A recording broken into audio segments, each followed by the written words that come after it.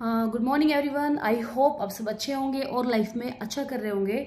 अभी रिसेंटली मैंने एक वीडियो अपलोड की थी about HPSC PGT English subjective result को लेकर और स्ट्रैटेजी को लेकर। देखिए बहुत बहसबाजी चल रही है। लोग कह रहे हैं कि मुहिम चलाते हैं। भाई मुहिम मत चलाना, मुश्किल से पहले से ही ना 1 साल डिले ये एग्ज़ाम चल रहा है, ठीक है, और टाइम बहुत कम है। We have just 1 month. आपके पास सिर्फ और सिर्फ 1 महीना है। तो देखिएगा, आप लास्ट टाइम वाला पेपर अगर उठा के देखें तो उसमें आप देखोगे कि 70% 70 नहीं तो 65% राइटिंग सेक्शन का था। तो अगर आपकी राइटिंग सेक्शन ऑटोमेटिक स्ट्रोंग है, वो 1 दिन में नहीं होगा, 2 दिन में नहीं होगा, 2 महीने में नहीं होगा।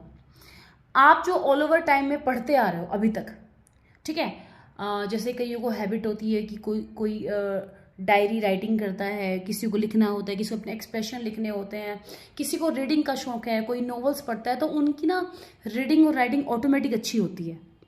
या अगर कोई UPSC की तैयारी करे, कुछ ऐसे एग्जाम की तैयारी करे जिसमें कि सब्जेक्टिव आता है, क्योंकि ये ऐसी चीज़ नहीं है कि जो आपको 2 दिन में आ जाएगी। आप लिटरेचर को लर्न कर लेंगे, रट लेंगे, ठीक है, लेकिन फिर भी आपको उतना याद नहीं रहेगा, क्योंकि वो सिंपल क्वेश्चन नहीं पूछते हैं, वो ट्रिकी क्वेश्चन पूछते हैं। जैसे 2 राइटर को उठाया, उनसे पूछ लिया अगर ये कैरेक्टर उसमें ऐसे होता तो आप क्या करते हैं, ठीक है, या इस पर्टिकुलर एज का या इस पर्टिकुलर राइटर का इस एज पे क्या इम्पैक्ट है।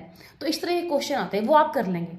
तो उसका आप मान लीजिए 15 में से 2 क्वेश्चन तो आप निकाल दीजिए ग्रामर के, ठीक है, 13 बज गए। 13 में से आपको चॉइस होती है, तो आप उसमें नोटिस करोगे 3 या 4 मैक्सिमम 5 क्वेश्चन ही लिटरेचर से रहने वाले हैं, बाकी सारा आपका राइटिंग सेक्शन होगा। So that will be game changing, ठीक है। We have just 1 month. आप पहली बात तो रिजल्ट की वेट ना करें। मैंने आपको पहले भी एक तरीका बताया था कि हाउ कैन यू कैलकुलेट। जैसे एग्जाम्पल दे रही हूँ मैं आपको कि 80 पोस्ट है मान लीजिए जनरल की, तो आप 80 का 4 गुना कीजिए, कितना हो गया 320। तो ये देखिए, अगर आप जनरल में है तो आप 320 में आ रहे हैं कि नहीं, वहां पे लिस्ट आपके सामने, सबके मार्क्स आप कैलकुलेट कर सकते हैं। सेम विद अगर आप OBC में आ रहे हैं, SC में आ रहे हैं, जो भी सिस्टम है, आप उसमें भी देखिए कितनी पोस्ट है, उसका 4 गुना आप कीजिए। अगर आप उसमें आ रहे हैं तो रुकिए और टाइम मतलब लगाइए, क्योंकि 1 ही महीना बचा हुआ है, ज़्यादा टाइम भी नहीं है, ठीक है। और अगर आपको लगता है कि भाई उसका भी आपका कोई मतलब ठिकाना नहीं है, आएगा नहीं आएगा, you are on the borderline, ठीक है, तो भाई और बहुत सारे एग्जाम अभी आए हैं, डेट भी आ चुकी है, ठीक है, एस्टेट का आया है, EMRS का आया है, KVS की नोटिफिकेशन आ चुकी है, ठीक है। तो प्लीज़ आप अपना टाइम वेस्ट ना कीजिए और चीज़ों में जुट जाइए, क्योंकि देखो अगर आपकी राइटिंग स्किल अच्छी है फिर तो आप 1 महीने में कर पाएंगे। अदरवाइज अगर आपकी राइटिंग स्किल अच्छी नहीं है तो 1 महीना छोड़ो, 6 महीने भी कम है, ठीक है। मैं आपको डिमोरलाइज नहीं कर रही हूं, मैं सिर्फ आपको सच्चाई बता रही हूं जो मैंने खुद फील करी है। हो सकता है कि आपके विचार अलग हो, क्योंकि देखो हम राइटिंग में कितना लर्न कर लेंगे, कितना पढ़ लेंगे, कितने आइडियाज कर लेंगे, देखो कितनी सारी इश्यूज हैं। एक तो हम लोग PGT इंग्लिश बनने जा रहे हैं, आपकी राइटिंग जो है वो एडल्ट के हिसाब से होनी चाहिए, उसमें ग्रामेटिकल मिस्टेक ना हो, ठीक है, उसमें ये क्या बोलते हैं इसको, स्पेलिंग एरर ना हो, ठीक है, और वो जो लैंग्वेज है वो भी ऐसे एडल्ट वाली लगे, चाइल्डिश ना लगे।